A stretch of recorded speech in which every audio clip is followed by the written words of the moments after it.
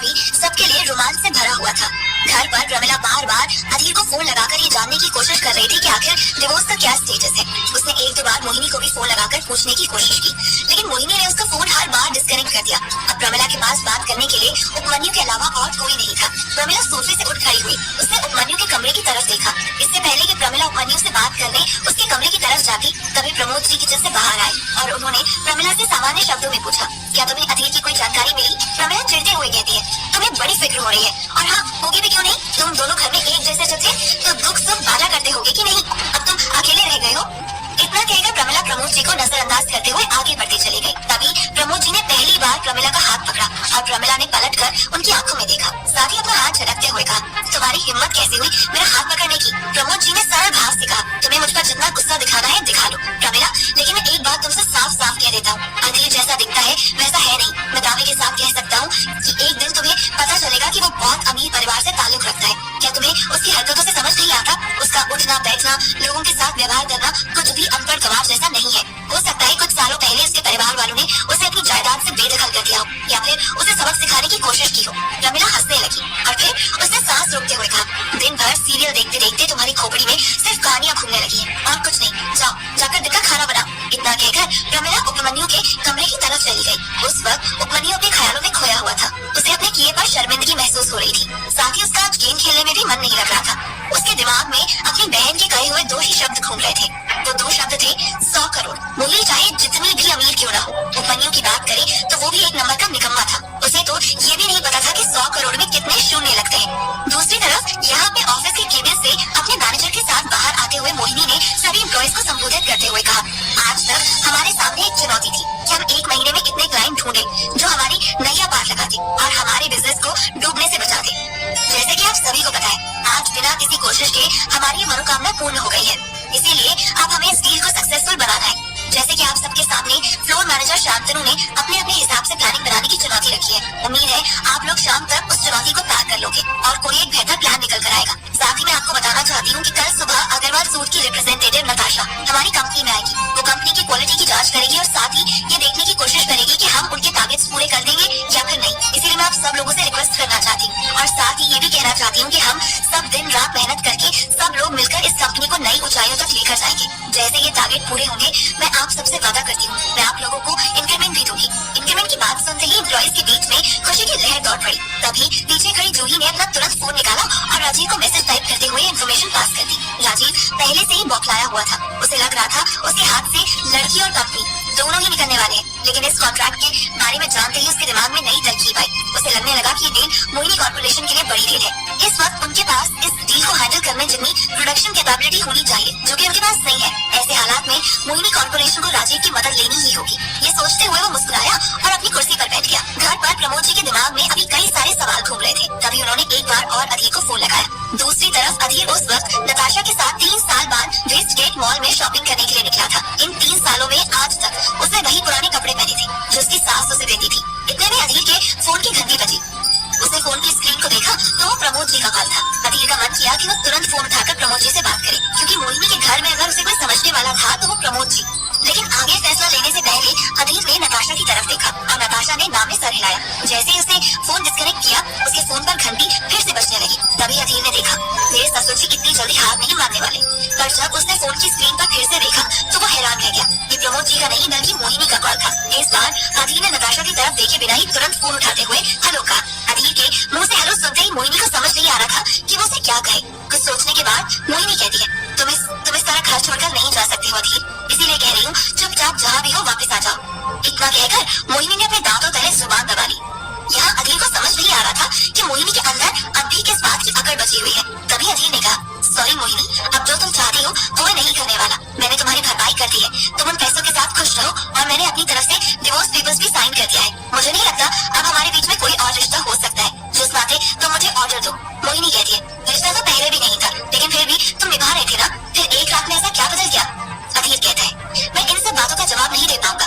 तभी मोहिनी ने एक लंबी सांस ली और फिर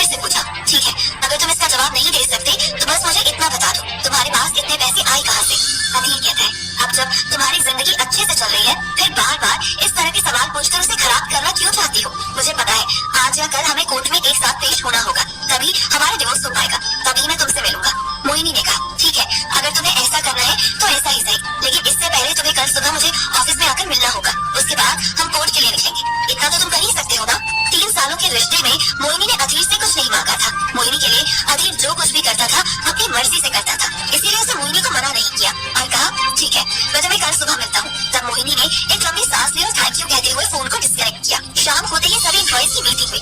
सबने अपने अपने प्लान्स मोहिनी के सामने रखे। मोहिनी ने उनमें से बेस्ट 5 प्लान्स को सिलेक्ट करके मैनेजर को मेल करने के लिए कहा। फिर शाम होते ही मोहिनी ऑफिस से निकलकर घर के लिए चली गई।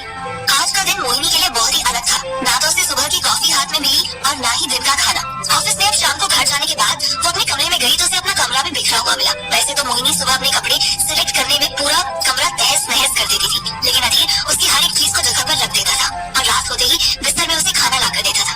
अधीर के ना होने पर आज 3 सालों में पहली बार मोहिनी का पूरा परिवार डाइनिंग टेबल पर एक साथ बैठकर खाना खाने वाला था। तभी प्रमोद जी खाना लेकर आए। मोहिनी ने पहली बार अपने पापा को इतना काम करते हुए देखा और कहा पापा घर पर नौकर नहीं है क्या?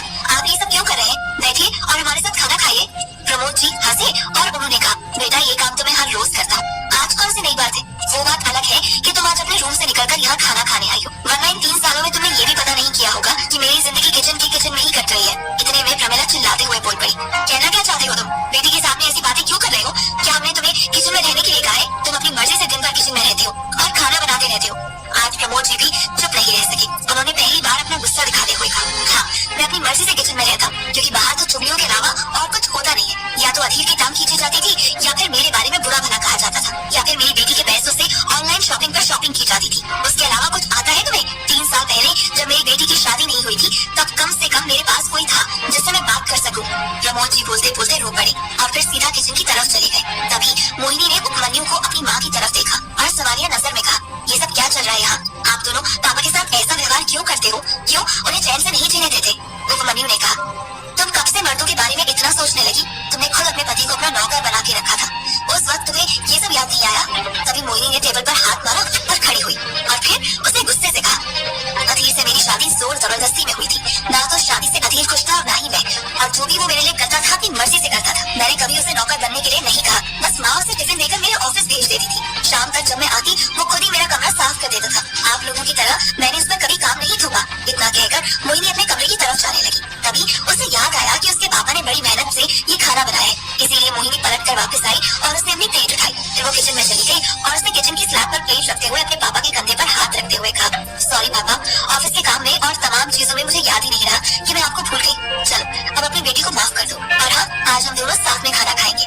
इतना कहकर मोहिनी ने एक और प्लेट निकाली और उसमें खाना डालते हुए अपने पापा की तरफ बढ़ाया और फिर दोनों कुर्सियां आगे खींचते हुए उसने खाना खाने का इशारा किया। प्रमोद जी की आंखें फिर से नम हो गई थी। अगली सुबह मौसम में कोई बदलाव नहीं था। दिल्ली की सड़क आज भी कोहरे से भरी हुई थी, लेकिन मोहिनी को रात भर न नींद आने के कारण अगली सुबह उसकी नींद लेट खुली। अब तक उसे कोई उठाने भी नहीं आया था। जब मोहिनी ने घड़ी में देखा तो सुबह के 9 बज रहे थे। मोहिनी तुरंत उठ खड़ी हुई और तैयार होकर ऑफिस के लिए निकल पड़ी। आज उसने गाड़ी रफ्तार में भगाई थी। जैसे ही वो ऑफिस पहुंची उसने देखा ऑफिस की बिल्डिंग के सामने 3-4 लग्जरी गाड़ियां और 2 मर्सिडीज खड़ी थी। मोहिनी समझ गई थी कि अब तक अग्रवाल सूट से आने वाले लोग वहाँ पहुँच गए होंगे, लेकिन वो इतनी सारी कारें लेकर क्यों आए हैं ये बात मोहिनी को समझ नहीं आ रही थी। जैसे ही वो अपनी कार से उतरी तभी उसने राजीव को दरवाजे पर खड़े देखा। साथ ही उसकी असिस्टेंट दौड़कर उसके पास आई और उससे कहने लगी मैम आपको आने में समय लग गया, अब तक सारे बोर्ड मेंबर्स आ चुके हैं। मोहिनी ने झटके से कहा सारे बोर्ड मेंबर्स? मैंने तो किसी को नहीं बुलाया, बोर्ड मेंबर्स क्यों आए हैं? इतना कहकर मोहिनी ने राजीव की तरफ गुस्से से देखा। असिस्टेंट मोहिनी की बात का कोई जवाब नहीं दे सकती थी, इसीलिए वो चुपचाप उसकी शक्ल ताक रही थी। मोहिनी ने सीधे शब्दों में कहा तुम अंदर जा सकती हो। मोहिनी के मुंह से ये सुनते ही असिस्टेंट को राहत महसूस हुई और वो तेज चाल में कंपनी के अंदर चली गई। तभी मोहिनी ने पहली बार तेवर दिखाते हुए अपने हाथ बांधे और राजीव से पूछा क्या मैं जान सकती हूँ राजीव बोर्ड मेंबर्स को किसने बुलाया? मोहिनी ने राजीव से सीधा सवाल किया था। वैसे ही मोहिनी के दिमाग में काफी सारी चीजें एक साथ चल रही थी और अब इस वक्त वो राजीव के साथ ऐसा व्यवहार नहीं कर सकती थी। लेकिन राजीव की नजर देखी तो मोहिनी अब भी उसके लिए उतनी ही यूजफुल थी जितनी की पहले। उसका लालच इतनी जल्दी हार नहीं मानने वाला था, इसीलिए राजीव एक कदम आगे आया और उसने अपने हाथों से मोहिनी की बाहों को पकड़ते हुए कहा देखो मोहिनी, बोर्ड मेंबर्स तुम पर या मुझ पर कितना ही क्यों नहीं चिल्लाए, उन्होंने समय समय पर हमें सपोर्ट किया है। आज जब कंपनी को बड़ी डील मिल गई है तो क्या तुम उन्हें भूल जाओगी? नहीं ना। मोहिनी को समझ नहीं आया राजीव को डील के बारे में किसने बताया। मेल तो सीधा मोहिनी की ईमेल आईडी पर आया था और उसे उसकी असिस्टेंट ने पढ़कर अब तक से फ्लोर मैनेजर और बाकी के एम्प्लॉइज को शेयर किया था, लेकिन बोर्ड मेंबर्स के सामने उसकी बात होने के बारे में कोई चर्चा नहीं हुई थी। फिर राजीव तक ये बात किसने पहुंचाई? मोहिनी ये सब सोच ही रही थी कि तभी राजीव ने मोहिनी के सामने चुटकी बजाते हुए कहा क्या हुआ मोहिनी, किन ख्यालों में खो गई हो? सब ठीक तो है ना? तुम कहो तो बोर्ड मेंबर्स से मैं बात कर लूंगा। उस वक्त राजीव की आंखें साफ बता रही थी कि डील की को रिवील करके वो अपनी पावर मोहिनी को दिखाना चाहता है। एक पल के लिए मोहिनी का गुस्सा सातवें आसमान में पहुंचा, लेकिन फिर उसने सोचा कि अब जो होना है वो हो चुका है। अब रही बात राजीव की, भले आज 100 करोड़ की मदद मोहिनी को कहीं और से मिल गई, लेकिन राजीव ने उसे समय समय पर काफी पैसा दिया था, इसीलिए वो राजीव के ऊपर सारा गुस्सा नहीं निकाल सकती थी। मोहिनी ने राजीव से कहा, शायद अब ठीक कह रहे हो, मुझे बोर्ड मेंबर्स के साथ बात करनी ही पड़ेगी। राजीव ने जबरदस्ती मोहिनी के कंधे पर हाथ रखा और कहा, मैंने तुम्हें कभी अकेला नहीं छोड़ा है मोहिनी, इसलिए ये मत कहो कि सिर्फ तुम्हें बात करनी पड़ेगी, हम दोनों मिलकर बात करेंगे। आखिर मोहिनी कॉर्पोरेशन में मेरा भी तो कुछ हक है। राजीव के हाथ की तरफ देखते हुए मोहिनी ने सस्पिशियस मन ही मन सोचा कि ये ऐसी बातें करके क्या जताने की कोशिश कर रहा है। वैसे तो इस वक्त मोहिनी को बोर्ड मेंबर्स से ज्यादा अग्रवाल सूट की फिक्र थी। इसके साथ ही आज पहली बार वो अधीर के साथ खुलकर बात करना चाहती थी कि उसे अधीर से क्या मदद चाहिए। इतने में मोहिनी ने एक बार राजीव की तरफ देखा और कहा, ठीक है, हमें अंदर चलना होगा। राजीव ने उसके कंधे को थपथपाया और कहा, तुम जाओ, मैं एक जरूरी कॉल करके आता हूँ। राजीव की इस बात से मोहिनी को रिलीफ महसूस हुआ। वो तुरंत अंदर चली गई। तेज चाल में अपने केबिन की तरफ जाते हुए मोहिनी ने असिस्टेंट को इशारा करके केबिन के अंदर आने के लिए कहा। जब असिस्टेंट अपनी जगह से उठ खड़ी हुई, तभी जूही ने धीमी आवाज में असिस्टेंट से पूछा, क्या हुआ मैडम, बहुत गुस्से में नजर आ रही है। बात की शुरुआत करके जूही धीरे धीरे अधीर के बारे में पूछने ही वाली थी कि असिस्टेंट ने उसे नजरअंदाज किया और सीधा केबिन की तरफ चली गई। दरवाजे के बाहर उसने देखा कि मोहिनी केबिन के अंदर यहाँ से वहाँ चक्कर लगा रही थी। तभी असिस्टेंट ने दरवाजा खोला और अंदर जाकर मोहिनी के सामने खड़ी हो गई। मोहिनी उसके करीब गई और हाथ बांधते हुए उसे असिस्टेंट की आंखों में देखकर कहा, सबसे पहले तुमने मेरा मेल पढ़ा है ना। इतना कहकर मोहिनी ने अपनी आंखें छोटी की और असिस्टेंट ने पूरे कॉन्फिडेंस के साथ उसकी बात का जवाब देते हुए कहा, आप सही समझ रही हैं, सबसे पहले मेल मैंने ही पढ़ा था, उसके बाद मैंने आपको बताया। मोहिनी ने दांत पीसते हुए पूछा, क्या मैं जान सकती हूँ कि उस समय सिर्फ ऑफिस के ही कर्मचारी आते हैं या फिर बोर्ड मेंबर्स और राजीव भी शामिल है। असिस्टेंट ने झटके से मोहिनी की तरफ देखा, उसकी आंखों में डर नजर आ रहा था। तभी असिस्टेंट ने कहा, मैम, मैं आपके साथ पिछले 7 सालों से काम कर रही हूँ। अब तक मुझे ये बात तो अच्छी तरह से पता है कि इतनी बड़ी डील का मेल मुझे किसके साथ शेयर करना चाहिए, किसके साथ नहीं। सच कहूँ तो मैंने वर्बली और ऑफिशियली सिर्फ फ्लोर मैनेजर से इस बारे में बात की थी। उसके बाद फ्लोर मैनेजर ने मेरे साथ सबके सामने आकर सबको संबोधित करते हुए उन्हें उनका काम समझाया, ताकि जब आप ऑफिस आए तो सब तैयार रहे।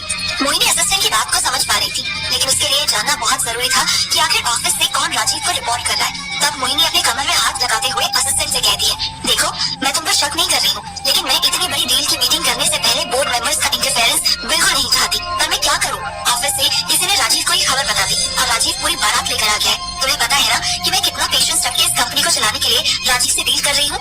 अगर ऐसे में उसे कोई खबर दे दे तो मेरा काम चौपट हो जाएगा। असिस्टेंट ने इस पर कोई जवाब नहीं दिया, लेकिन उसे भी ये बात अजीब लग रही थी कि बोर्ड मेंबर्स इतनी सुबह ऑफिस कैसे पहुंच गए। साथ ही सभी बोर्ड मेंबर्स अपनी महंगी से महंगी कार लेकर आए थे। इससे साफ पता चल रहा था कि वो अग्रवाल सूट से डायरेक्ट डील करना चाहते हैं। दूसरी तरफ बाहर खड़ा राजीव अपने फोन पर एक नंबर डायल करता है और बेसब्री से बड़बड़ाता है, जल्दी फोन उठाओ यार। इतने में राजीव के कानों में आवाज आई, हेलो मिस्टर राजीव, हम ऑफिस में पहुंच गए हैं। राजीव कहता है, मेरी बात को कान खोल कर सुनिए मिस्टर चंदा, हो सकता है कि मोहिनी हम सबको चकमा देने की कोशिश करे, क्योंकि ये डील उसे डायरेक्ट मिली है और उसके पास बहुत ज्यादा पैसे भी आने वाले हैं। धीरे धीरे अगर वो सारे शेयर्स अपने हाथ में ले लेगी तो हमारे पास कुछ नहीं बचेगा। बाकी अग्रवाल सूट के साथ बिजनेस काम नहीं करना चाहता। हमने बहुत बुरे समय में इस कंपनी का साथ दिया है, तो उसके अच्छे दिन आने के बाद प्रॉफिट शेयरिंग का मौका भी तो हमें मिलना चाहिए। मीटिंग के समय हम हमेशा की तरह अच्छाई और बुराई का पलड़ा सामान्य रखेंगे और कोशिश करेंगे कि एक दूसरे का साथ दे पाए। अब तक हमें ये भी नहीं पता कि अग्रवाल सूट किस तरह से काम करता है। अपनी पूरी बात समझाने के बाद राजीव ने फोन रखा और वो अंदर चला गया। दूसरी तरफ नताशा मोहिनी के ऑफिस के लिए निकल रही थी। तभी उसके फोन में एक मैसेज आया। नताशा ने तुरंत मैसेज देखा। वो वीडियो मैसेज था। जब नताशा ने डाउनलोड करके देखा तो हैरान रह गई, क्योंकि उसे सीसीटीवी वीडियो में मोहिनी कॉर्पोरेशन के कॉन्फ्रेंस रूम में सभी बोर्ड मेंबर्स बैठे हुए नजर आ रहे थे। अब वो समझ गई थी कि उसे क्या करना है। तभी उसे तुरंत एक नंबर डायल किया और फोन पर अपना पूरा प्लान समझाते हुए केबिन से बाहर निकल गई। पार्किंग एरिया में जाते हुए कार में बैठने से पहले एक असिस्टेंट भागता हुआ नताशा के पास आया और उसने नताशा के हाथ में फाइल पकड़ा दी। तभी नताशा ने कहा, इस फाइल में पूरी रिपोर्ट प्रूफ के साथ है ना? असिस्टेंट ने हाँ में सर हिलाते हुए कहा,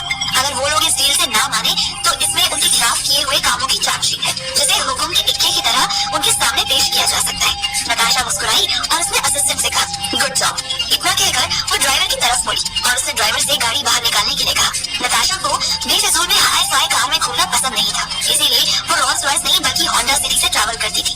जैसे ही वो मोहिनी कॉर्पोरेशन की बिल्डिंग के पास पहुंची तो वो 4 रोल्स रॉयस देखकर हैरान रह गई। उसे समझ नहीं आ रहा था कि वहाँ कौन दिखावा करने की कोशिश कर रहा है। इतने नताशा ने अपना फोन निकाला और एक वीडियो बनाकर अननोन नंबर पर सेंड कर दिया। दूसरी तरफ अधीर अभी अपने 5 स्टार होटल की स्वीट में आराम कर रहा था। अचानक उसके फोन पर नोटिफिकेशन आया और जब उसने फोन उठाकर देखा तो वो नताशा का मैसेज था। नताशा का भेजा हुआ वीडियो देखने के बाद वो जोर जोर से हंसने लगा। जैसे उसने फोन किनारे पर रखा तभी एक बार और फोन की घंटी बजी। अधीर मन ही मन सोचने लगा कि नताशा ने इतनी बड़ी बड़ी मीटिंग्स अकेले हैंडल की है और आज इतनी छोटी कंपनी से मीटिंग करने के लिए उसे बार बार अधीर का सहारा लेना पड़ रहा है। इसीलिए अधीर तुरंत फोन उठाकर नताशा का मजाक उड़ाने वाला था। तभी एक आदमी ने धीरे स्वर में हेलो कहा और ये आवाज उपमन्यु की थी।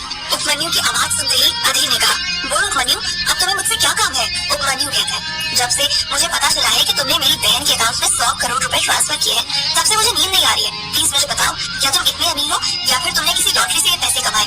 इससे पहले कि उपमन्यु पूरी बात कह पाता तभी अधीर ने हंसते हुए कहा, देखो ये एक राज की बात है जो मैं तुम्हें बताने वाला, इसे किसी के साथ शेयर मत करना। दरअसल राजीव तुम्हारा जीजाजी बनना चाहता है और मैं उसके रास्ते की रुकावट बन रहा था, इसीलिए राजीव और मेरे बीच में एक डील हुई थी। राजीव ने मुझे 10 लाख रुपए देने का वादा किया था और बदले में मुझे एक छोटा सा काम और तुम्हारी बहन की डिवोर्स पेपर में साइन करने के लिए कहा था और उसने जो कहा मैंने वो कर दिया। उसके भेजे हुए पैसे तुम्हारी बहन के अकाउंट में ट्रांसफर कर दिए और डिवोर्स पेपर पर साइन करके वहाँ से चला आया। अधीर की बात पूरी सुनते ही उपमन्यु का सर घूम गया और उसने बिना कुछ कहे फोन डिस्कनेक्ट कर दिया। और यहाँ अधीर अपनी सच्चाई बताकर उपमन्यु के साथ लंबी चौड़ी बातचीत नहीं करना चाहता था, इसीलिए उसने झूठ बोलकर एक नया गेम खेलने की कोशिश की। अब उसे पता था कि उपमन्यु सबसे पहले ये बात अपनी माँ को बताएगा और उसकी माँ ये बात मोहिनी से शेयर करेगी और मोहिनी तुरंत उसे डिवोर्स दे देगी, क्योंकि सुबह जब मोहिनी से अधीर की बात हुई थी तब उसे साफ साफ पता चल रहा था कि मोहिनी इतनी जल्दी अधीर को डिवोर्स नहीं देना चाहती। एक तरफ अधीर ने अपनी चाल चली थी, दूसरी तरफ नताशा अपने साथ आए 2 गार्ड के साथ मोहिनी कॉर्पोरेशन के ऑफिस में एंटर हुई। उस वक्त मोहिनी बोर्ड मेंबर्स को समझाने की कोशिश कर रही थी कि उसने मेल आते ही बोर्ड मेंबर्स को इस बारे में क्यों नहीं बताया। इससे पहले कि मोहिनी की बात पूरी हो पाती नताशा ने तुरंत कॉन्फ्रेंस रूम का दरवाजा खोला। बड़ा था, साथ ही एसी का टेम्परेचर 16 डिग्री पर चल रहा था, लेकिन अपने हाथों में उस पेपर को पकड़े बोर्ड मेंबर्स के माथे से पसीना आने लगा। तभी मिस्टर चड्डा ने अपने जेब से रुमाल निकाला और माथे को रगड़ा। इतने में सभी बोर्ड मेंबर्स ने एक दूसरे की तरफ देखा, हालांकि उनमें से कोई भी शब्द अपने मुंह से नहीं निकाल पाया। तभी नताशा ने राजीव की तरफ देखा।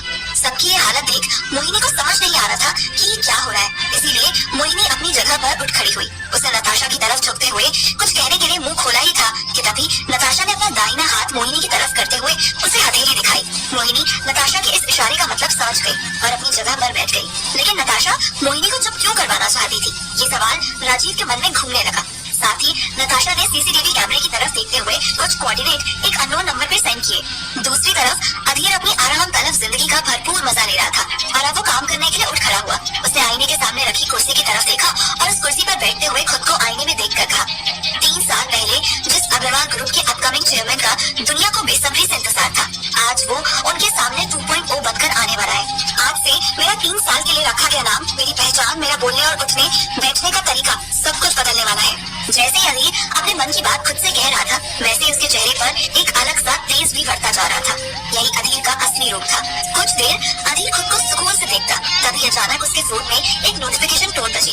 अधीर ने उस नोटिफिकेशन को ओपन करके देखा तो ये मोहिनी कॉर्पोरेशन का सीसीटीवी फुटेज था, जिसमें कॉन्फ्रेंस रूम में बैठे हुए बोर्ड मेंबर्स के माथे पर पसीना नजर आ रहा था। ये देखकर अधीर को हंसी आई और उसने अपने फोन को सामने से हटाया और खुद से नजर मिलाते हुए कहा, ये तो शुरुआत है। दूसरी तरफ नताशा गौर से बोर्ड मेंबर को देख रही थी, जबकि किसी ने कोई बात नहीं की। तब नताशा ने कहा, आई होप आप सब लोग अपना एग्जाम पेपर देखकर समझ गए होंगे कि एग्जामिनर को आपसे क्या चाहिए। अब बताइए, ये जो सवाल इस एग्जाम पेपर में लिखे गए हैं, इसका जवाब आप लिखकर देना चाहेंगे या फिर बोलकर, या फिर अपने एक्शंस के द्वारा बताना चाहेंगे कि एग्जाम हॉल आपके लिए नहीं है और आप गलत जगह आ गए हैं। मोहिनी हैरान थी और समझने की कोशिश कर रही थी कि नताशा इस तरह पहेलियों में क्यों बात कर रही है। तभी उसने देखा कि एक एक करके सब बोर्ड मेंबर्स अपनी जगह से उठे और सीधा दरवाजे की तरफ बढ़ने लगे। हालांकि मिस्टर चड्डा ने दरवाजे से बाहर जाने से पहले एक बार राजीव की तरफ देखा, लेकिन राजीव उनसे नजर चुरा रहा था। वैसे तो राजीव को पता नहीं था कि उस पेपर में ऐसा क्या लिखा था, जिसकी वजह से सभी बोर्ड मेंबर्स बिना कुछ कहे अपनी जगह से उठकर सरेंडर करते हुए वहाँ से चले गए। उनके जाते ही नताशा ने अपनी नजर राजीव की ओर की। वैसे तो नताशा का चेहरा जितना स्वीट सुंदर था, उसकी आंखों में उतना ही कॉन्फिडेंस और तेज साफ नजर आ रहा था और नताशा बातें करने से ज्यादा एक्शन लेने में बिलीव करती थी। इतना ही नहीं, नताशा का पूरा स्टाफ बिजनेस की दुनिया का एक्शन हीरो कहकर बुलाता था। वैसे तो राजीव अग्रवाल सूद, जो कि अग्रवाल ग्रुप के तहत तमाम कंपनियों में से एक थी, उसके बारे में ज्यादा कुछ नहीं जानता था, लेकिन यहाँ आने से पहले उसने नताशा के बारे में थोड़ी बहुत रिसर्च जरूर की थी। तभी राजीव ने अपनी नजरें मोहिनी की तरफ घुमाई। अब नताशा समझ गई थी कि राजीव मोहिनी से कुछ कहकर खुद को बचाने की कोशिश करेगा। तभी नताशा ने कहा, मिस्टर राजीव, क्या आपको भी एग्जाम पेपर की जरूरत है? क्योंकि मैंने सब स्टूडेंट्स की क्षमता के अनुसार पेपर सेट किया है। दरअसल मुझे लगता है कि मोहिनी कॉर्पोरेशन के सभी बोर्ड मेंबर्स में आप सबसे ज्यादा होशियार हैं। आपको समय से पहले ही चीजें पता चलती हैं और आप कंपनी के लिए क्विक एक्शन लेते हैं, जो कि कभी कभी कंपनी के हित में रहते हैं और कभी कभी नहीं। इसीलिए आपकी होशियारी और अक्लमंदी को मद्देनजर रखते हुए आपका पेपर फाइनल में रखा हुआ है। और अब आपके पास दो मौके हैं, या तो आप एग्जाम हॉल से बाइज्जत चले जाइए या फिर पेपर में लिखे हुए क्वेश्चंस का वर्बल आंसर देने के लिए तैयार रहिए।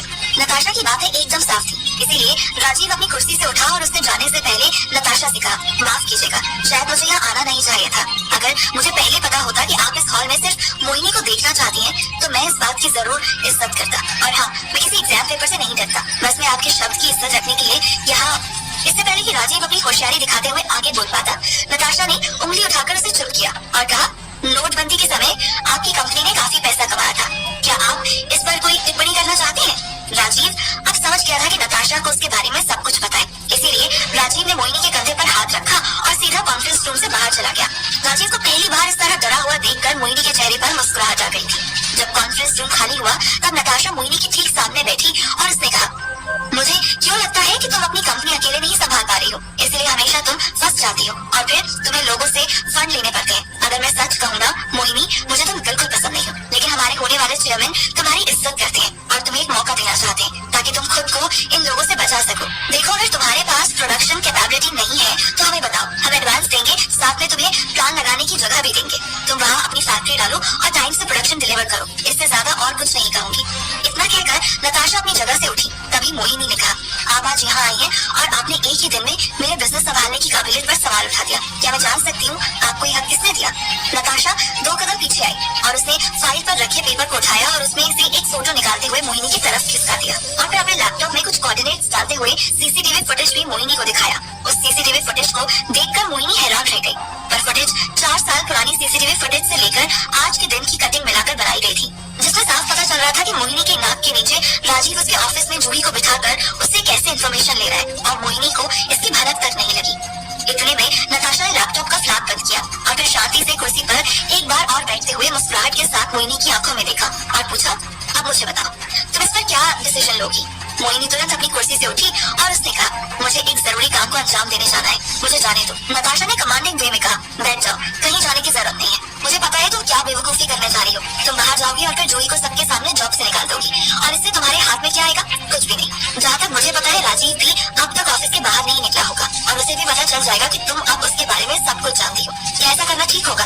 जहाँ तक मेरी जानकारी है, तुमने अपनी कंपनी को बचाने के लिए आज तक राजीव से 150 करोड़ रुपए मांगे हैं, जिनका हिसाब राजीव के पास है, इसीलिए समझदारी से काम लो। मोहिनी खुद को असहाय महसूस करने लगी और उसे याद आया कि दादी ने गुजरते समय उसका हाथ पकड़कर उससे कहा था, बेटा, मैंने ये कंपनी अपने खून पसीने से खड़ी की है, इसे अपनी जान से भी ज्यादा प्यार करना और अपनी हिम्मत से भी ज्यादा मेहनत करके आगे बढ़ना। ये सोचते हुए मोहिनी की आंखें भर आई। तभी नताशा ने कहा, कमजोर मत पड़ो, जो हो गया है उसको यूटिलाइज करो। मोहिनी कहती है, मैं कैसे यूटिलाइज कर सकती हूँ? तभी नताशा ने कहा, तुम समझ गई मैं तुम्हें क्यों पसंद नहीं करती, क्योंकि तुम्हारा फोकस उन जगहों पर है जहाँ एनर्जी वेस्ट करने का कोई मतलब नहीं है। जूही को एक रिसोर्स की तरह इस्तेमाल करो। आज तक वो राजीव तक इन्फॉर्मेशन पहुँचा रही थी, अब उस तक इन्फॉर्मेशन को पहुँचाओ जो तुम राजीव को बताना चाहती हो। साथ ही राजीव के साथ अच्छे से पेश आओ, तब तक जब तक कि उसकी कंपनी तुम्हारे नाम न हो जाए। अपने दुश्मनों को खत्म करने का यही एक तरीका है। दूसरी बात, मोहिनी कॉर्पोरेशन के सारे शेयर अपने हाथ में ले लो। तुम ये कैसे करोगी? अभी तो तुम्हें इतना बड़ा ज्ञान तो नहीं दे पाऊंगी मैं, लेकिन तुम्हें ये करना ही होगा। इतना कहते हुए फाइल की दूसरी तरफ रखा हुआ इन्विटेशन कार्ड निकालकर नताशा ने मोहिनी की तरफ खिसकाया और कहा, और हाँ, आखिरी बात जिसके लिए मैं यहाँ आई थी, हमारे होने वाले चेयरमैन चाहते हैं कि तुम इस पार्टी में आओ, इसीलिए भूलना मत। इतना कहकर नताशा उठी और दरवाजे की तरफ चली गई। तभी नताशा को कुछ याद आया और उसने एक और बार मोहिनी की तरफ पलटते हुए कहा, आज से कंपनी की डील और कंपनी के टेंडर को लेकर हमारी सारी बातें 1 to 1 होंगी, फोन पर। Good luck. इतना कहकर नताशा ऑफिस से बाहर चली गई। वर्किंग एरिया के पास पहुंचते ही नताशा की नजर जूही पर पड़ी। वो एक पल के लिए रुकी और फिर तेज चाल में ऑफिस से बाहर निकल गई। जूही को नताशा का रुकना थोड़ा अटपटा सा लगा, लेकिन इतनी छोटी सी बात वो राजीव से शेयर करके खुद को कमजोर नहीं दिखाना चाहती थी। दूसरी तरफ मोहिनी कॉन्फ्रेंस रूम से बाहर निकलते ही वॉशरूम में गई और उसने खुद को संभालने की कोशिश की और फिर अपने होठों पर लिपस्टिक लगाकर बाहर आई। उसने देखा कि केबिन में राजीव बैठा उसका का इंतजार कर रहा था। तब मोहिनी रुकी और उसने लंबी सांस लेकर खुद से कहा, तुम ये कर सकती हो। फिर उसने आंखें खोली और वो मुस्कुराहट के साथ केबिन के अंदर आई और उसने सुकून के साथ लंबी सांस लेते हुए अपनी कुर्सी पर बैठ कर कहा, हाँ व्हाट अ मीटिंग। राजीव उसे देखकर हैरान था। तभी राजीव ने कहा, बोर्ड मेंबर के तो पसीने छूट गए, पर तुम यहाँ मुस्कुरा रही हो, आखिर ऐसा क्या हुआ मीटिंग में? मोहिनी कहती है, कुछ नहीं, बस जनरल बातें और बाकी की डिटेल्स वो मेल पे भेज देगी। दरअसल वो यहाँ मुझे समझने और जानने के लिए आई थी। बाकी उससे डेटा और कंपनी की कैपेसिटी को लेकर कोई भी बात नहीं करनी थी। मैंने आज से पहले इतनी रिलैक्स मीटिंग कभी अटेंड नहीं की। राजीव मोहिनी पर ज्यादा दबाव नहीं डाल सकता था, लेकिन फिर भी उसके मन में ये शक पैदा हो रहा था कि जरूर मोहिनी उससे कुछ छुपा रही है। तभी मोहिनी कहती है, मुझे तो बहुत भूख लग रही है, खाना ऑर्डर कर रही हूँ, क्या तुम खाओगे कुछ? खाने से याद आया, राजीव को अब तक अधीर के बारे में कोई जानकारी नहीं थी। तभी राजीव ने मोहिनी से कहा, क्या बात है, आज तुम्हारा टिफिन वाला नहीं आया? इनफैक्ट कल भी शायद नहीं आया था ना? मोहिनी कहती है, अभी भूख लगी है और तुम मेरे टिफिन वाले को याद कर रहे हो? ये वक्त उसके बारे में बातें करने का नहीं है, बल्कि खाना ऑर्डर करने का है। तो बताओ तुम्हारे लिए क्या खाना मंगवाना है, उस पर कॉन्सेंट्रेट करते, ना कि इस बात पर कि कौन कहाँ और कब आएगा और कब जाएगा। मोहिनी आगे क्या डिसीजन लेगी? राजीव के लिए मोहिनी को समझना मुश्किल हो रहा था। तभी उसने कुर्सी से उठते हुए कहा, दरअसल मोहिनी मुझे तुमसे कुछ आंकड़ों को लेकर बात करनी थी। जैसे ही राजीव ने ये बात कही, मोहिनी ने अपने ड्रॉर से एक पेपर निकाला और राजीव की तरफ बढ़ाते हुए कहा, मैं जानती हूँ राजीव, तुम यही बात करना चाहते हो ना कि मैंने आज तक अपनी कंपनी को बचाने के लिए तुमसे कितने पैसे लिए हैं। ये रहा उसका हिसाब और ये रहा ब्याज। मैं इसके साथ इस महीने से तुम्हारे पैसे देना शुरू कर दूंगी।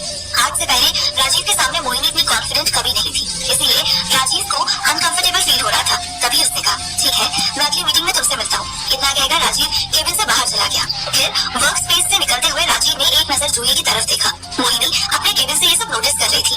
राजीव जैसे ही ऑफिस से बाहर आया, उसे समझ आ गया था कि वो मोहिनी और नताशा के बीच में हुई बातों के बारे में पता कैसे लगाए। तभी उसने जूही को फोन किया, जो कि उस वक्त नई प्रेजेंटेशन पर काम कर रही थी। जैसे ही उसने अपने फोन की स्क्रीन पर राजीव का नंबर देखा, तो वो फोन उठाने से पहले यहाँ वहाँ देखने लगी। फिर उसने फोन उठाकर अपने कान में लगाया और धीमी आवाज में कहा, हेलो। राजीव पहले से ही हड़बड़ी में नजर आ रहा था, इसीलिए उसने एक झटके से जूही को कहा, इस महीने से मैं तुम्हें 3 गुनी सैलरी दूंगा, लेकिन अब तुम्हें ऑफिस में हो रही हर एक चीज की फुटेज मुझे भेजनी पड़ेगी। जूही कहती है, तुम्हारा दिमाग तो ठीक है ना, मैं फुटेज कैसे भेज सकती हूँ? मैं कोई सिक्योरिटी रूम में काम नहीं करती हूँ और ना ही IT के स्टूडेंट हूँ जो हैक करके ऑफिस की CCTV फुटेज तुम तक पहुँचा सकूँ। राजीव कहता है, स्पेशल मीटिंग्स में तुम अपने फोन का कैमरा तो ऑन रख सकती हो ना? जूही ने कुछ सोचा और फिर चारों तरफ देखते हुए कहा, मुझे माफ करो, ये काम मैं नहीं कर पाऊंगी। इतना कहकर उसने अपना फोन डिस्कनेक्ट कर दिया और दूसरी तरफ मोहिनी जूही की इस हरकत को देखकर उसकी आवाज को सुनकर हंसने लगी। और यहाँ राजीव को समझ नहीं आ रहा था कि उसका अगला कदम क्या होना चाहिए। तभी उसने अपनी जेब से एक ज्वेलर्स का कार्ड निकाला और नंबर पर कॉल लगाते हुए कहा, एक 25 लाख का हीरो का सेट तैयार रखना, मैं कुछ ही देर में आकर कलेक्ट करूंगा। हार सुंदर दिखना चाहिए, मुझे एक 55 साल की बुढ़िया को गिफ्ट करना है। इतना कहकर राजीव गाड़ी में बैठा और वहाँ से निकल गया। दूसरी तरफ दिन का समय और लंच का टाइम चल रहा था। प्रमोद जी ने खाना बना दिया था और डाइनिंग टेबल पर खाना रखते ही उन्होंने प्रमिला का दरवाजा खटखटाया। दरवाजा खुला था, लेकिन प्रमिला उस वक्त घोड़े बेचकर सो रही थी। तभी प्रमोद जी ने कहा, उठो प्रमिला, खाना तैयार हो गया है। प्रमिला ने उठते ही प्रमोद जी को बुरा भला सुनाया और हॉल की तरफ आने से पहले उपमन्यु के कमरे में गई।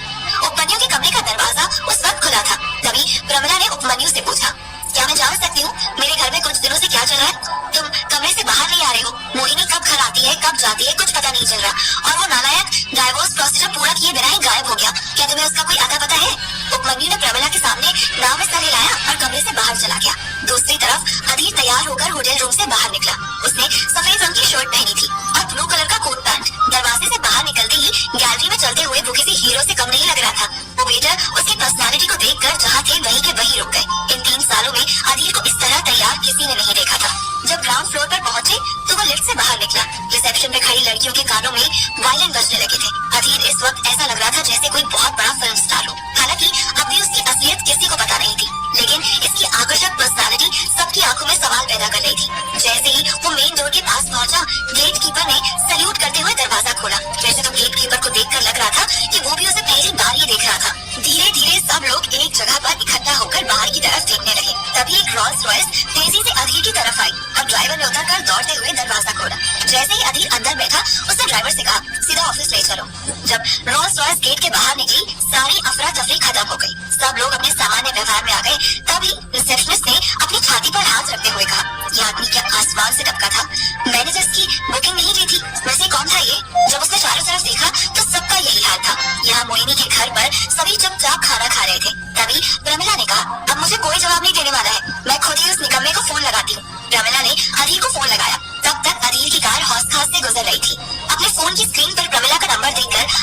फोन उठाया और कहा, कहिए मैं आपके लिए क्या कर सकता हूँ। अधीर की बातों में अकड़ देखकर प्रमिला कहती है, इस घर से जाते ही तेरे तो तेवर बदल गए हैं। क्या मैं जान सकती हूँ ऐसा क्या हो गया जिसकी वजह से तू मुझे इतनी अकड़ दिखा रहा है। अधीर कहता है, अगर बीते वक्त को भूलकर आप तमीज से पेश आएंगी तो हम दोनों के लिए अच्छा होगा। प्रमिला कहती है, वाह बेटा, आखिर ऐसी कौन सी लॉटरी लग गई है जिसकी वजह से तेरा जवाब बदल गया है। खैर, मुझे इस बात से कोई लेना देना नहीं है। मैं तो बस इतना कहने के लिए फोन कर रही थी कि मुझे तुझसे जरूरी बात करनी है, इसीलिए आज शाम 6 बजे घर आ जा। इस बार सब कुछ सॉर्ट आउट हो जाएगा। फिर उसके बाद न मुझे तुझसे कोई मतलब है और न ही तुझे मुझसे कोई मतलब होना चाहिए। अधीर ने कहा, मैं वादा नहीं कर सकता, लेकिन समय मिलते ही आ जाऊंगा। आखिरकार आपने 3 सालों तक मुझे खाना जो खिलाया है, नमक का कर्ज तो मैं अदा करके ही रहूंगा। इतना कहकर अधीर ने फोन डिस्कनेक्ट कर दिया। एक तरफ अब प्रमिला शाम होने का इंतजार कर रही थी, तो दूसरी तरफ ऑफिस में लंच का समय एक एक करके ऑफिस के सभी एम्प्लॉइज बाहर जाने लगे। तभी मोहिनी उठकर खड़ी हुई और वर्क स्पेस में आकर सभी एम्प्लॉइज के द्वारा किए गए कामों को देखा। तभी उसने अपने केबिन में वापस जाने से पहले अपनी असिस्टेंट से कहा, come to my cabin. Assistant ने हामी भरी और वो अपना सामान ठीक करने के बाद मोहिनी के केबिन में गई। मोहिनी ने बड़े अदब के साथ उससे कहा, सामने बैठो। वैसे तो मोहिनी हमेशा ही जल्दबाजी में रहती थी। आज पहली बार उसने अपनी असिस्टेंट को आदर के साथ बैठने के लिए कहा था, लेकिन असिस्टेंट के दिल की धड़कनें तेज हो रही थी। उसे ऐसा लग रहा था कि कहीं मोहिनी उसे फायर तो नहीं करने वाली। इसीलिए असिस्टेंट कहती है, मैडम, मेरे दिल की धड़कन बढ़ती जा रही है, प्लीज बताइए आपके मन में क्या है। अगर आप मुझे इस जॉब से निकालना भी चाहती हैं तो भी बता दीजिए, वरना कोई भी खबर सुनने से पहले मुझे हार्ट अटैक आ जाएगा। मोहिनी हंसने लगी और अपना पानी का ग्लास आगे बढ़ाकर उसने कहा, तुम्हें ऐसा क्यों लगता है कि मैं तुम्हें जॉब से निकाल दूंगी? क्या मैं इतनी खराब बॉस हूँ? आज सुबह तुम कह रही थी ना कि तुम 7 साल से मेरे साथ काम कर रही हो, तो क्या इन 7 सालों में तुम मुझे इतना नहीं समझ पाई? फिलहाल मैंने तुम्हें यहाँ इसीलिए बुलाया ताकि मैं तुम पर और भरोसा कर सकूं। असिस्टेंट को पता था कि ऑफिस में काम बढ़ने वाला है और इस नाते न्यू रिक्रूटमेंट भी होगा और पुराने एम्प्लॉयज की भी पोस्ट बढ़ाई जाएगी। ये सब समझते हुए खुशी के साथ असिस्टेंट ने कहा, अगर ऐसी बात है तो बताइए मुझे क्या करना है। मोहिनी अपनी कुर्सी से उठी और उसने असिस्टेंट के कंधे पर हाथ रखते हुए कहा, मेरा पर्सनल और प्रोफेशनल मेल आईडी सिर्फ और सिर्फ तुम ही एक्सेस करती हो और इतने सालों में मैंने कभी तुम पर कोई शक नहीं किया है। मतलब मैं ये चाहती हूँ कि जब भी मेरा कोई मेल आए तो बिना तुम मुझसे पूछे उसे ऑफिस के किसी के साथ शेयर नहीं करोगी। हो सकता है ऑफिस में लोग तुम्हारे दोस्त बन रहे हो, लेकिन वो कंपनी के लिए खतरनाक भी हो सकते हैं। मैं तुम्हारे सामने किसी का नाम नहीं लूंगी, बस तुम्हें चौकन्ना करना चाहती हूँ ताकि कोई और तुम्हारे भरोसे का गलत फायदा न उठाए। अब तुम जा सकती हो। मोहिनी को इस पर शक था, ये बात तो असिस्टेंट पता नहीं लगा पाई, लेकिन इतना जरूर समझ गई थी कि मोहिनी को उसके बारे में पता चल गया है, जिसने कंपनी की इन्फॉर्मेशन लीक की थी। जैसे ही असिस्टेंट केबिन के बाहर आई, तब जूही उसका ऑफिस के बाहर इंतजार कर रही थी। जूही के लिए अब ऑफिस की इन्फॉर्मेशन निकालना एक चुनौती बन चुकी थी, लेकिन फिर भी उसने कोशिश करते हुए असिस्टेंट से कहा, क्या हुआ, लंच के लिए जाते जाते अचानक बॉस ने तुम्हें केबिन में क्यों बुलाया? जब जूही ने ये बात पूछी तब असिस्टेंट के मन में शक उठने लगा और उसने अपने चेहरे पर नकली मुस्कुराहट रखते हुए कहा, कुछ नहीं, वो बस दिन के काम की रिपोर्ट पूछ रही थी। इतना कहकर असिस्टेंट वहाँ से सीधी चली गई और जूही उसे देखती रह गई। यहाँ अधीर की कार ऑफिस के एंट्रेंस पर रुकी। ड्राइवर ने कार का दरवाजा खोला और अधीर ने उतरते हुए 5 माले की आलीशान बिल्डिंग को सर उठाकर देखा। उस बिल्डिंग के कांच अभी भी चमक रहे थे और एंट्रेंस पर खड़ा गार्ड गौर से अधीर को ही देखकर पहचानने की कोशिश कर रहा था। हालांकि अधीर को 3 साल के बाद पहचानना किसी के लिए आसान नहीं था, वो भी तब जब कंपनी में लगभग सभी एम्प्लॉइज बदल गए, लेकिन किसी ने उसे अंदर जाने से रोका नहीं। अधीर ने लिफ्ट का बटन दबाया और लिफ्ट ओपन होते ही उसने अपना पुराना कार्ड लगाते हुए सीधा 5वीं मंजिल पर चला गया। उस वक्त नताशा अपने केबिन में बैठी मोहिनी कॉर्पोरेशन की सारी फाइल्स चेक कर रही थी। तभी अधीर ने दरवाजा खटखटाया। नताशा ने नजर उठाकर दरवाजे की तरफ देखा तो अधीर को वहाँ देखते ही उसकी आंखों में चमक आ गई और उसने बाहें फैलाते हुए अधीर का ऑफिस में स्वागत किया। अधीर ने नताशा को गले लगाया और फिर उसकी कुर्सी पर जाकर बैठ गया। बाहर दरवाजे पर बैठा असिस्टेंट नजर झुकाकर अधीर को देख रहा था। उसने आज तक नताशा के चेहरे पर इतनी चमकती मुस्कुराहट कभी नहीं देखी थी। उसे समझ नहीं आ रहा था कि ये कौन है जिसके आने पर नताशा इतनी खुश है। तभी अधीर कहता है, मैंने सोचा भी नहीं था कि तुम इस ऑफिस को इस तरह से रेनोवेट कर दोगी। जहाँ तक मैं देख पा रहा हूँ, सिक्योरिटी गार्ड से लेकर एम्प्लॉइज तक तुमने सबको बदल दिया है। नताशा कहती है, तुम तो अच्छी तरह से जानते हो ना, मेरा काम करने का तरीका अलग है। मुझे चापलूस लोग बिल्कुल पसंद नहीं है। मेरे माँ बाप ने मुझे चापलूसी नहीं सिखाई, भले ही वो मेरे बड़े होने से पहले ही चले गए थे। अधीर कहता है, तुम ऐसे हमेशा भड़कती क्यों रहती हो? जरा शांत रहा करो। एक बार नताशा ने कहा, ये सब छोड़ो, अब जब तुम आ ही गए हो तो थोड़ी काम की बातें कर लेते हैं। अधीर कहता है, मुझे भी लग रहा है कि अब आराम बहुत हो गया, इसीलिए मुझे सबसे पहले कुछ काम खत्म करना है। इन 3 सालों में प्रमिला ने मुझे जितना किराया पिलाया है उसका एक एवरेज कॉस्ट निकालो और इस कीमत का गिफ्ट तैयार करो और साथ ही मोहिनी कॉर्पोरेशन के सारे शेयर्स खरीदकर मोहिनी के नाम कर दो। जैसे ही ये 2 काम हो जाए, मैं डाइवोर्स के लिए कोर्ट जाऊंगा और उसके बाद ही दुनिया असली अधीर अग्रवाल को पहचानेगी। नताशा कहती, दादाजी ने तुम्हें ये नाम सिर्फ 3 साल के लिए दिया था, क्या तुम पूरी जिंदगी इसी नाम के साथ गुजारने वाले हो? अधीर कहता है, इस नाम ने मुझे बहुत कुछ सिखाया है, मैं इसे छोड़ नहीं सकता। आज जब मैं आईने में खुद को देख रहा था तो मैं सोच रहा था, मुझे एहसास हुआ कि भले ही मैं इस दुनिया में 28 साल पहले आया था, लेकिन ये 3 साल मेरी जिंदगी में बहुत अहम थे। इतना कहकर अधीर कांच की विंडो से बाहर दौड़ती भागती कारों को देख रहा था। अधीर का असली नाम क्या था? दादाजी ने अधीर का नाम क्यों बदला? क्या प्रमिला अपने पैरों में नील पेंट लगाते हुए घड़ी की तरफ देख रही थी। 6 बजने में अब 5 मिनट बचे थे। उसने ठान रखा था कि आज जो होना हो जाए। वो अधीर को अपनी बेटी की जिंदगी से हमेशा हमेशा के लिए निकाल कर ही दम लेगी। जैसे ही सुई के कांटे ने अपना अंतिम चक्कर पूरा किया, तभी दरवाजे पर दस्तक हुई। प्रमोद जी उस वक्त शाम की चाय बनाने में व्यस्त थे। उन्होंने किचन से बाहर कदम रखा, तभी प्रमिला ने कहा, मैं देखती हूँ कौन है। प्रमिला ने आज पहली बार प्रमोद जी को कोई काम करने से रोका था। जब प्रमिला दरवाजे पर गई तो उसने मन बना लिया था कि वो दरवाजा खोलते ही अधीर पर बरस पड़ेगी। उसने जरा सा चेहरा बनाया और फिर दरवाजा खोला। जैसे ही वो दरवाजा खोलकर अधीर को बुरा भला कहने लगी, तभी उसने सामने देखा और उसने अपने दांतों तले जुबान दबा ली और सोचने लगी कि अगर वो सामने खड़े इंसान को अधीर समझकर चिल्लाना शुरू कर देती तो क्या होता। उसके मुंह से सिर्फ 2 ही शब्द निकले, अरे आप। उस वक्त दरवाजे पर कोई और नहीं बल्कि राजीव अपने हाथ में एक बॉक्स लिए खड़ा हुआ था। अब प्रमिला की नजर से देखें तो उसका तो आज दिन बन गया था। वो इसी दिन का तो इंतजार कर रही थी कि कब राजीव उनकी बेटी का हाथ मांगने आए। तभी प्रमिला कुछ सोचते हुए बोली, आइए आइए, मैं भी ना। राजीव अंदर आया और उसने अपने हाथ में पकड़ा हुआ गिफ्ट बॉक्स प्रमिला को देते हुए कहा, ये मेरी तरफ से आपके लिए तोहफा, उम्मीद है आपको पसंद आएगा। प्रमिला ने गिफ्ट बॉक्स को बहुत गौर से देखा और फिर अंदाजा नहीं लगा पा रही थी कि अंदर क्या हो सकता है। तभी राजीव ने कहा, आप चाहे तो अभी के अभी इस बॉक्स को खोलकर देख सकती है। प्रमिला ने ये सुनते ही शर्मिंदगी महसूस की और कहा, अरे नहीं नहीं, ये तो मैं बाद में देख लूंगी, अभी तो आप बताइए चाय लेंगी या फिर कॉफी। राजीव कहता है, फॉर्मेलिटी की कोई जरूरत नहीं आंटी, आप तो मेरे लिए माँ जैसी हैं और ये घर मेरे लिए अपने घर जैसा ही तो है। मैं तो बस यूं ही हालचाल पूछने आ गया। तभी प्रमिला ने कहा, वैसे भी चाय का वक्त हो रहा है तो कुछ तो लीजिए। राजीव कहता है, अब आप इतना कह रहे हैं तो मैं चाय ले लूंगा। इतने में प्रमिला ने आवाज लगाते हुए कहा, अजी सुनते हो, घर में मेहमान आए हैं, आप एक और कप चाय बनाइए और आकर हमारे साथ चाय पीजिए। इतना कहते हुए प्रमिला हंसने लगी, पर उसकी हंसी बड़ी अजीब लग रही थी। तभी उसने कहा, मेरे हस्बैंड काफी अच्छी चाय बनाते हैं, इसलिए शाम की चाय का जिम्मा उनके हाथों में है। राजीव ने भी प्रमिला की मुस्कुराहट का जवाब मुस्कुराकर ही दिया और कहा, चलो अच्छी बात है, वैसे आंटी मेरी बात को गौर से सुनिए, मुझे लगता है कि आपको गिफ्ट बॉक्स खोल लेना चाहिए। अगर आपको मेरा दिया हुआ गिफ्ट पसंद नहीं आया तो कम से कम मैं उसे एक्सचेंज करवा पाऊंगा। हालांकि प्रमिला के मन में ये गुड़गुड़ाहट तो चल रही थी कि आखिर इतने सुंदर दिखने वाले बॉक्स के अंदर क्या हो सकता है, इसीलिए उसने तुरंत बॉक्स को हाथों में लिया और बड़े प्यार से उसकी पैकिंग खोलने लगी। जब पैकिंग खुल गई तो उसने बॉक्स के अंदर रखे हुए ज्वेलरी बॉक्स को निकाला और उसे खोलते ही वो हैरान हो गई। उसके मुंह से सिर्फ एक ही सवाल निकला, क्या ये असली है? वैसे तो ये सवाल बिना सोचे समझे उसने कर डाला था, इसलिए वो डरे हुए चेहरे के साथ राजीव को देखने लगी। राजीव हंसा और उसने प्रमिला से कहा, आपको क्या लगता है मैं आपको नकली हार देकर आपकी बेइज्जती करने की कोशिश करूंगा? ये डायमंड नेकलेस की कलर के साथ साथ अच्छी क्वालिटी भी लगता है। प्रमिला कहती है, इसका मतलब ये काफी महंगा होगा ना? राजीव ने कहा, आप महंगे और सस्ते की फिक्र मत कीजिए, क्योंकि मैंने पहले ही कहा है कि मैं आपको माँ मानता हूँ और मुझे आपकी बेटी से बहुत प्यार है, मैं उससे शादी करना चाहता हूँ। उम्मीद है आप भी यही चाहती होंगी। प्रमिला ने जैसे ही राजीव के मुंह से शादी की बात सुनी, वो एक ही चीज सोचने लगी, अधीर अब तक कहाँ रह गया? अगर वो आ जाता तो उसे तुरंत डिवोर्स के लिए राजी करती और जितना जल्दी हो पाता राजीव को अपना दामाद बना लेती। दूसरी तरफ जब राजीव को प्रमिला की तरफ से कोई जवाब नहीं मिला तो वो मन ही मन सोचने लगा कि कहीं प्रमिला के मन में अपनी बेटी की शादी को लेकर कोई और ख्याल तो नहीं है, या फिर वो मोहिनी को पूरी जिंदगी भर अधीर के साथ ही रहने देना चाहती है। इतना सोचते हुए राजीव ने अपनी आंखें छोटी की और गौर से प्रमिला की आंखों में देखा। तभी प्रमिला ने असहाय स्वर में कहा, बुरा मत मानिए, लेकिन सच कहूँ तो मैं भी आपके जैसा ही दामाद चाहती हूँ। मैं जितनी बार भी अपनी बेटी के मुंह से आपकी तारीफ सुनती हूँ, उतनी बार मेरे कलेजे को ठंडक पहुँचती है। लेकिन आपको तो पता ही होगा कि मेरी बेटी की जिंदगी में शनि का प्रकोप छाया हुआ है, ऐसे में मैं आपको शादी के लिए कैसे कह दूँ?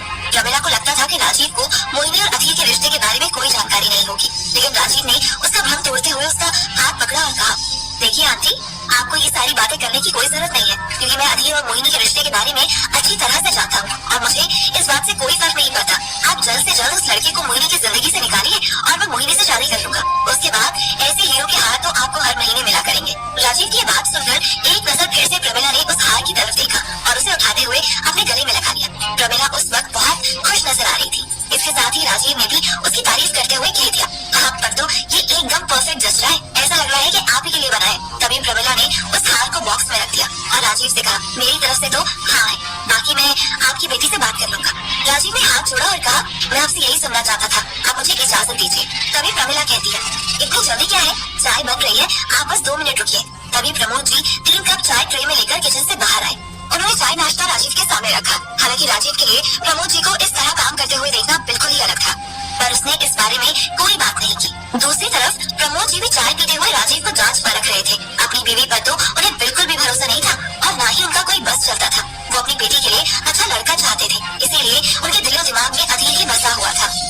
दूसरी तरफ नताशा ने ज्वेलर्स को अपने पास बुलाया, जो कि अधीर को कुछ नेकलेस दिखाने लगा। अधीर भी ये नेकलेस प्रमिला को देने के लिए देख रहा था। वो खाली हाथ प्रमिला से मिलने नहीं जाना चाहता था। तभी हार दिखाने के बाद ज्वेलर्स ने एक बॉक्स निकाला और उसे खोलते हुए अधीर के सामने रख दिया। साथ ही कहने लगा कि सर, इस पर्ल का हार गौर से देखिए, ये बहुत ही रेयर है। मैं तो कहूँगा कि शायद इसके 100 पीस भी पूरी दुनिया में नहीं होंगे, इसीलिए इसकी कीमत ज्यादा है। अगर आप इसे किसी को गिफ्ट करते हैं तो इसकी रियल वैल्यू के साथ साथ हाई फाई सोसाइटीज में ये पर्ल अलग पहचान देता है। हालांकि अधीर ने काफी साल पहले एक रेयर पर्ल के बारे में सुना था, लेकिन इस बात का पता लगाना अधीर के लिए थोड़ा मुश्किल हो रहा था। तभी उसने ज्वेलर से कहा, मैं ये पर्ल तो खरीद लूंगा, लेकिन मैं इस बात का भरोसा कैसे करूँ कि दुनिया में जो चीज इतनी रेयर है वो आपके पास आसानी से मिल पा रही है। तभी ज्वेलर ने अपने जेब से एक फोटो निकालते हुए अधीर के सामने रखा। वो फोटो काफी पुराना था और उसमें एक सुंदर सी लड़की ने इस पर्ल के हार को पहना हुआ था। ये दिखाते हुए ज्वेलर ने कहा, ये हमारा पुश्तैनी पर्ल का हार है। हालांकि ये कई सालों से हमारे पास है, पर अब मैं इसे बेचना चाहता हूँ और अगर आपके पास समय हो तो मैं इस पर्ल के बारे में भी और बातें आपको बताना चाहता हूँ।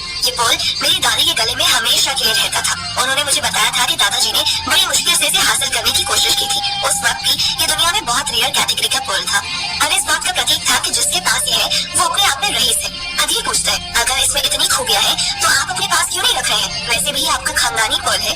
जूलियस ने कहा, कोई भी इंसान अपनी खानदानी चीजों को खुद से दूर नहीं करना चाहता, लेकिन आपको क्या बताऊं, सरकार ने इस वक्त हमारा कितना बुरा हाल कर दिया है। अगर मैंने ये हार नहीं बेचा तो मेरे पास कुछ नहीं रहेगा और इसकी कीमत आप जैसा ही कोई इंसान दे सकता है। अधीर की पूछताछ देखकर नताशा आगे आई और उसने कहा, तुम इन पर भरोसा कर सकती हो अधीर, हमारे परिवार में सालों से यही गहने देते आए हैं। मुझे नहीं लगता कि ये झूठ बोलेंगे। उसके बाद भी अगर तुम चाहो तो हम इस हार को टेस्टिंग के लिए लैब भी भेज सकते हैं। अधीर ने हामी भरी और नताशा से कहा, अगर तुम इस बात पर भरोसा कर सकती हो तो मुझे इसे खरीदने में कोई एतराज नहीं है। इतना कहकर अधीर केबिन से बाहर चला गया। दूसरी तरफ राजीव ने भी प्रमिला से इजाजत ली और अब तक रात के 7:30 बज रहे थे। आधा घंटा कहाँ बीत गया पता ही नहीं चला। तभी मोहिनी घर पहुंची और उसने देखा कि उसकी माँ हॉल में बैठी एक ज्वेलरी बॉक्स को गौर से देख रही थी। मोहिनी ने अपना बैग सोफे पर रखा और अपनी माँ को कुछ देर देखने के बाद कहा, लगता है किसी ने कीमती गिफ्ट दिया है, इसीलिए मैं इतने गौर से इसे देख रही हूँ। वैसे क्या है गिफ्ट बॉक्स में? मोहिनी की बात सुनते ही प्रमिला ने उस बॉक्स को मोहिनी की तरफ घुमा दिया और उस वक्त उपमन्यु भी वहीं मौजूद था, इसीलिए उपमन्यु ने आगे बढ़कर बॉक्स को खोल दिया। अचानक मोहिनी की नजर हार पर पड़ी। हार को देखते ही मोहिनी के होश उड़ गए और उसने कहा, ये तो डायमंड नेकलेस मालूम पड़ता है, क्या ये किसी ने गिफ्ट दिया या फिर तुमने खरीदा है माँ? प्रमिला कहती है, राजीव तुम्हारा हाथ मांगने आया था और मैंने उसे हाँ कर दिया, वही ये गिफ्ट लेकर आया था। ये सुनते ही मोहिनी भड़क गई और उसने कहा, आपको समझ नहीं आता माँ, अब तक मैं अधीर की वाइफ हूँ, हमारा डिवोर्स नहीं हुआ है। प्रमिला कहती है, डिवोर्स नहीं हुआ है तो हो जाएगा, इसमें कौन सी बड़ी बात है। उस निकम्मे को मैंने आज मिलने के लिए बुलाया था, लेकिन वो आज भी नहीं आया, पर मैं उसे इतनी आसानी से नहीं छोड़ने वाली हूँ। मोहिनी ने कहा, समझ नहीं आता अधीर ने ऐसा क्या किया है जिसकी वजह से आप उससे इतनी नाराज हैं। वो तो आप सबका काम किया करता था, इतना ही नहीं, जाते जाते उसने मेरी भी सारी मुसीबतों को खत्म कर दिया। मोहिनी की इन बातों को सुनते हुए उपमन्यु के पेट में दर्द हो रहा था। उसके लिए अधीर की कही हुई बात को पचाना मुश्किल था। तभी उपमन्यु कहता है, दरअसल तुम सब लोग एक झूठ में जी रहे हो और पता नहीं मैं कितने दिन तक ये सब सच अपने पेट में दबा कर रखूंगा। मोहिनी पूछती है, कौन सा सच? उपमन्यु ने कहा, मैंने अधीर को फोन किया था और 100 करोड़ वाली बात पूछी, तब उसने मुझे बताया कि वो 100 करोड़ राजीव ने उसे दिए हैं और डिवोर्स पेपर पर साइन करने के लिए कहा था। राजीव के कहने पर ही उसने वो पैसे तुम्हारे अकाउंट में भेजे। मोहिनी ये सुनते ही सोफे पर बैठ गई और उसे समझ नहीं आ रहा था कि ये कैसे सच हो सकता है। तभी उसने उपमन्यु से कहा, कुछ चीजों को मजाक में ना ही लो तो अच्छा है। उपमन्यु कहता है, ये मैं मजाक नहीं कर रहा हूँ, सच्ची कह रहा हूँ। हालांकि अधीर ने मुझे ये बात तुम सबसे छुपाने के लिए कही थी, लेकिन मैं उसका झूठ क्यों छुपाऊं? क्या मोहिनी अधीर को डिवोर्स दे देगी? क्या मोहिनी राजीव के साथ शादी करने के लिए राजी हो जाएगी? तो दोस्तों